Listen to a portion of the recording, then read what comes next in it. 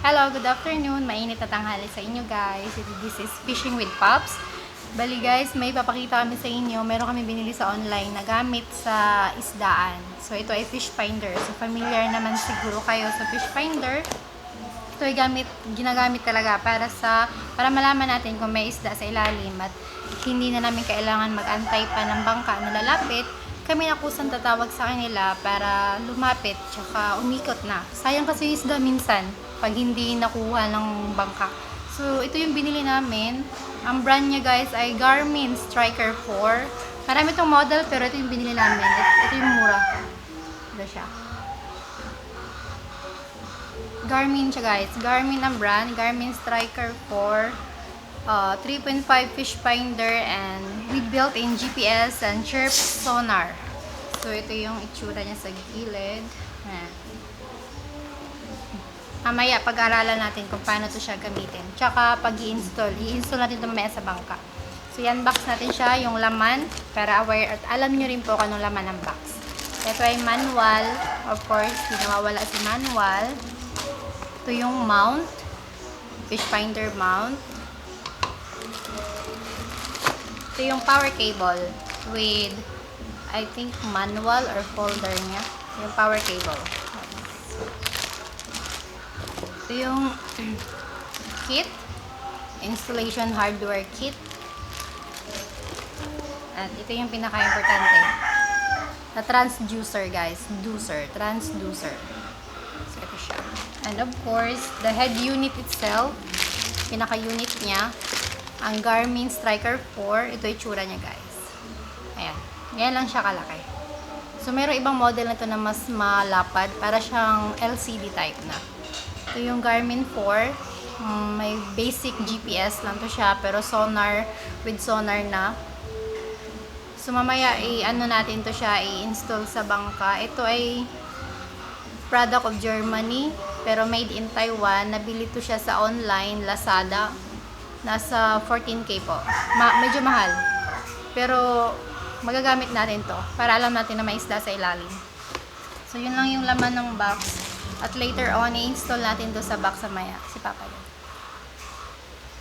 Hello mga Lodi, mag-shoutout muna tayo. Shoutout pala kay Sir Dianor Lanap from Silang, Cavite, originally from Enupacan Province of Leyte. Hello sir, thank you for watching. And shoutout din kay Sir Manuel Melendres. Shoutout din kay Mr. Onato Mix Vlog. Thank you for watching sir. God bless.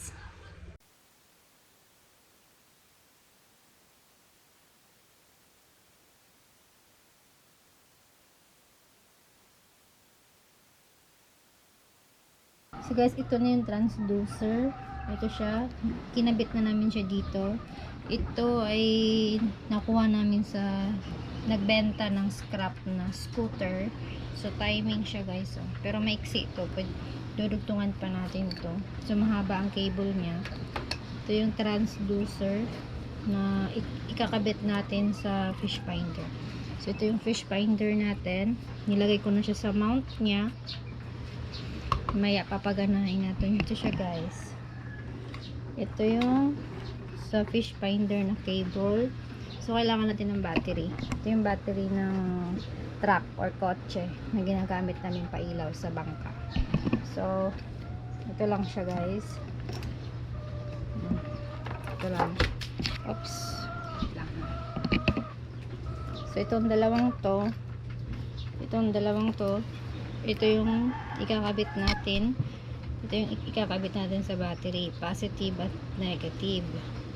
Tapos meron siyang additional na wire. Ito hindi na to kailangan guys. Kaya naka-tape na siya. Ito lang dalawa. Positive at negative. So first, kukonect natin yung power cable. Ito. May takip naman to siya. Kung hindi gagamitin para may iwasan na maasinan. Diba alat kasi yun. Nag-aasin-asin. So ilalagay natin to dito. So, yan, itong mark again, at itong white na to. So, dyan siya tatap. Kabit na natin siya. Next is yung cable ng transducer. Ito naman yung cable ng transducer natin. Ito. tanggalin mo ito. Tanggalin takip niya. Kulay black naman siya, guys. Same din siya. Meron siyang mark. Okay. Ito. So, andito yung mark na white niya. So, pag patagilid siya. Ayan. Tapat nyo lang. Okay. Attach na siya, guys. So, ganyan. So, next na gagawin natin, kukonect natin yung power sa battery. Check natin yung setup na ginawa namin. Setup ito, guys, pinaset up namin to sa marunong talagang na gumagamit ng fish finder dito sa amin. May positive at negative. So, unahin natin siya positive, guys. Kakabit lang natin siya dito sa power ng battery. Yep. Kailangan natin siya ihigpit. Make sure na naka-attach siya dito. Then, itong black sa negative. Same lang dito. Lalagay ito sa green. Tapos, ilalak lang natin siya, guys. Lock lang natin siya gamit. Ito.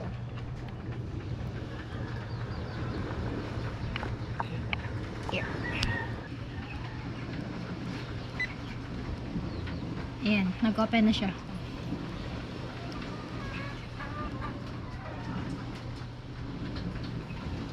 So, kikita mo siya, guys. Nakikita nyo ba? Traditional. Tapos, ito yung arrow down, arrow up. So, traditional. Flasher. Ito yung split frequency, guys. Waypoint map. Yan, hindi ko na inaano yan sila. User data. Yung settings lang. Ito yung okay niya. Check. Check natin yung system. Ang display. Ang backlight, guys, gamit ko lang is 80%. Nakikita ba siya? Gamit ay 80%. Pwede nyo ito i-check. Pwede nyo baguhin kung gusto nyo mas lighter. I-okay nyo lang. Color mode. Meron naman siyang auto, day colors, night colors. Of course, night colors tayo at sa gabi tayo nanginista. Pwede nyo rin naman i-auto. Tapos back nyo lang. Beeper, alarms only. GPS. Siya. Ayan, GPS, guys. Okay. System view. Sky view. Parang ganito lang siya tignan. Sky view. Back lang natin siya. Tapos yung speed filter natin naka-auto. Sa box. Auto power natin naka-off. Language, of course, English. System information. Ito na yung sa unit information natin. Simulator, guys. Naka-off kami. Pero pwede nyo naman i-on yan. Para sa mga beginners. Pero enough na to ng nagset sa ano namin. Sa fish finder. May bezel. Transducer type dual beam. Kasi dual beam na. Meron siyang 200 natin. Dual beam 200 to 77 kHz. 200 to 50. So, naka-dual beam tayo. Kill off. Hindi na yan need. Ito siya sa alarm. Navigation. So, nag-off tayo lahat dyan. Dito tayo sa system. Off din tayo lahat dyan. Dito tayo sa sonar. Okay. Sa shallow water, guys, naka-off. Sa deep water, naka-off. Sa water temperature, naka-off. Sa fish, nag-a-alarm tayo ng fish kung may appearance ng fish. Pwede naman kayo mamili kung small, medium, large. So, pinili namin ay tatlo. Pag may small, medium, large na isda, ay mag-a-alarm siya. So, back tayo. Units. System units, guys, custom. Dito tayo sa custom. Ang depth natin, guys, is fathom. So, meron itong option feet meters. Ang gamit namin ay fathoms. Yun ang ginagamit dito sa lugar namin. Temperature, degree Celsius. Distance, kilometer. Diesel speed natin, guys, kilometer per hour. Elevation natin is meters. So, hindi natin babaguhin yan. Yung iba nito, guys, hindi na kailangan baguhin. Ang time format natin ay naka 12 hours. Time zone Hong Kong, pinakamalapit, pero naka-off ang ating time kasi hindi naman to accurate. So, navigation tayo. Route label name, turn transition activation time. Tapos, route start, waypoint. Yan lang ang sa after mag settings guys, check natin yung ang kadalasan ginagamit ito is traditional. So, ganyan na itsura niya. So, since hindi nakalublob sa tubig yung transducer natin, pero may solar, naka-enable ang solar niya, yung paligid na lang nakikita. Nakaka-detect pa rin siya mga appearance na nasa harapan niya. So, itong 2, 4, 6, 8 yan ay deep, kung ilang feet ang lalim. So, pwede mo naman yan i-scroll down to 300 to guys. No, then 380 ang deep niya. So, dito sa amin, nasa ano lang naman kami nangingisda. Pinakamalalim na yung 100 meters. Pero kadalasan nasa ano lang kami, 40 feet to 60 feet lang kami. Tapos, pag nasa traditional na kayo, press nyo to. Ito guys, every time na mag-open, ito ang laging check. Ito laging binabago. Yung range, tsaka gain. Yung range namin dito guys, na ginagamit, 65, pero mostly ay 50 to 65% gain kami. Ay, ito pala, yung range pala natin, 50 to 65 range. Pero 20 feet, 40 feet, 60 feet. Back natin.